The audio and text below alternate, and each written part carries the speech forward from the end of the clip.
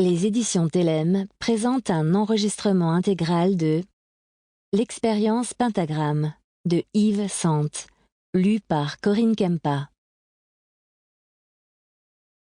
À mes parents. Le totalitarisme ne peut se maintenir que si les masses sont convaincues que leurs idées sont les leurs et non des idées imposées par d'autres. Hannah Arendt. Les origines du totalitarisme. Prologue. Samedi 2 mars, quelque part entre l'Arizona, le Nouveau-Mexique et le Mexique. Lorraine, je vais être à court de compresses. La jeune femme fit le tour de la table d'opération et se précipita vers le petit chariot métallique. Le docteur Hugo Van Sand avait raison. Comme toujours. La boîte de compresses hémostatiques se trouvait presque vide. Elle se tourna vers l'armoire vitrée. La 3e étagère à gauche était vide, elle aussi.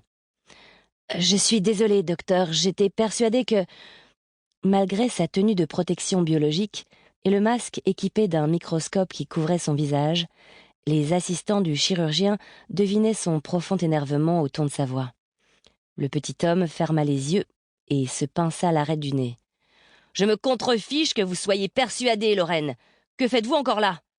Et rapportez aussi des patchs de fibrine. Ce pecno pisse du liquide céphalorachidien comme un mérinos. » L'assistante ne se le fit pas dire 2 fois. Les colères du patron du village ne relevaient pas du mythe.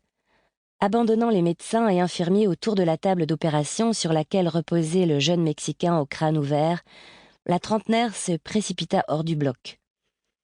Tous ces pauvres migrants clandestins chopés par les chasseurs du laboratoire.